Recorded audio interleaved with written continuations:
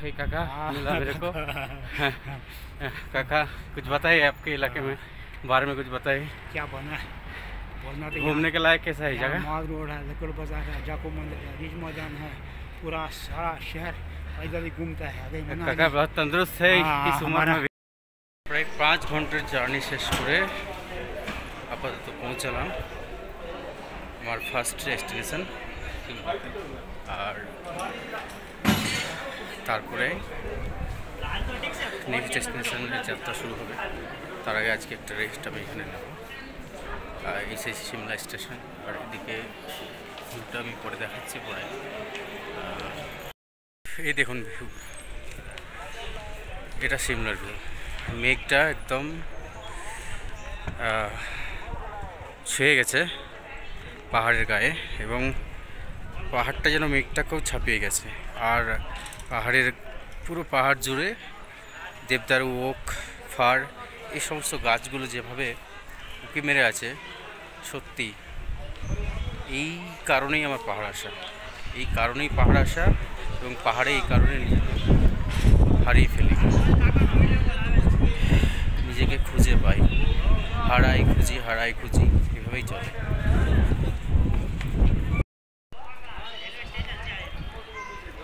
দেখার মতনই ভিউটা সিমলার। এটা সিমলার স্টেশন, আর তার সামনেই ভিউটা সত্যি খুব দেখার মতো। পিছু টানগুলো অনেক সময় আমাদেরকে আসতে দেয় না, কিন্তু এই পিছু টানগুলোকে কাটিয়ে যদি আসা যায় কখনো, তাহলে পরে জীবনের কিছু সত্য, কিছু উপলব্ধি, সেগুলো হয়তো ভালোভাবেই পাওয়া যায়। अभी हे काका, मिला मेरे को।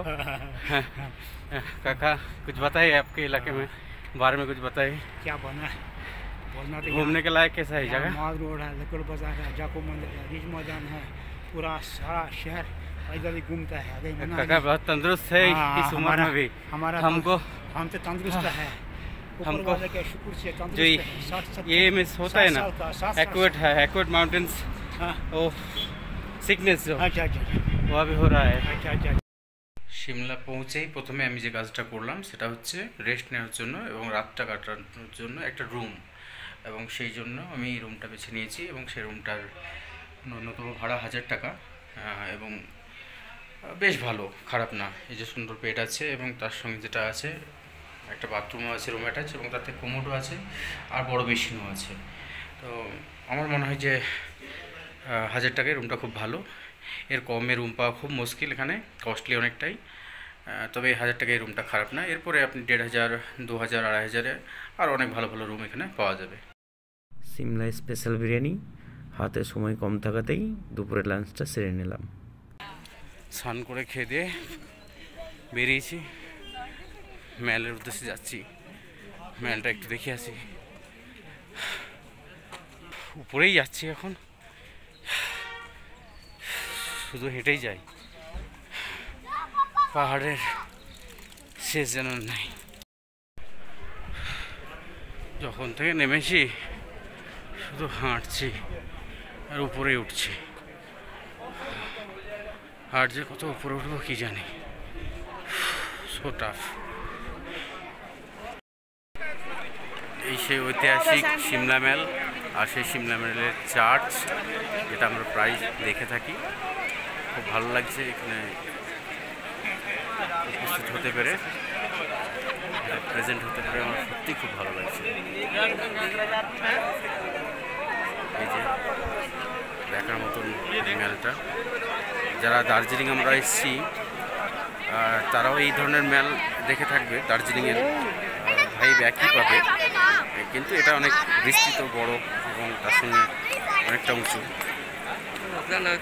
সবে মানুষ আসতে শুরু করেছে, যত রাত বাড়বে মানুষের রান্নাগুলো তত বাড়বে, লাইটে আলোকসজ্জায় সুসজ্জিত হবে, খুব ভালো লাগবে, ডেফিনেটলি ভালো লাগবে। চারিদিকে এই কোলাহলের মাঝে পাহাড়ের রয়েছে তার নিজস্ব একটা নিস্তব্ধতা, আর সেই নিস্তব্ধতার মাঝে নিজেকে হারিয়ে সত্যি খুব সুন্দর একটা অনুভূতি হচ্ছে। কি অপরূপ সৌন্দর্য, অপরূপ নিস্তব্ধতা। ব্রিটিশদের নির্মিত ভারতের দ্বিতীয় চার্চ সিমলা চার্চ, আর তার পাশেই রয়েছে টাউন হল। এখানে বহু বলিউড মুভির শুটিং হয়েছে। এটা সিমলা মল, আর ওই সামনে আছে টাউন হল। আর এটা হচ্ছে দেখে নিন ভালো করে আপনারা এটা, এবং তার পাশেই আমরা ওখানে যে চার্চটা দেখেছি ওই চার্চটা। আসলে কেন দেখালাম তার কারণ হচ্ছে এই সবকটা জায়গাতেই কিন্তু থ্রি ইডিয়টস আমির খানের মুভি বেশ কিছু শট এখানে নেওয়া হয়। এই জায়গাটা ভালো করে দেখেন, এখানে সলমান জোশি, মাধবন এরা এখানে অপেক্ষা করবে আমির খানের জন্য। তো এই সেই জায়গাটা যেটা আমরা সিনেমাতে ভালো করে দেখতে পাই। তো এখানে ওই কারণে অনেকে এসে ফটোশ্যুট করছে। তো খুব ভালো লাগলো সেই জায়গায় এসে, আসার ইচ্ছে ছিল, কারণ থ্রি ইডিয়টস আমার খুব প্রিয় একটা মুভি। একজন সোলো ট্রাভেলার হিসেবে সিমলায় কাটানো আমার একটা রাত আমার জীবনে অনেক অভিজ্ঞতার সঞ্চয় হয়েছে। আপনারা আসুন, খুব ভালো লাগবে।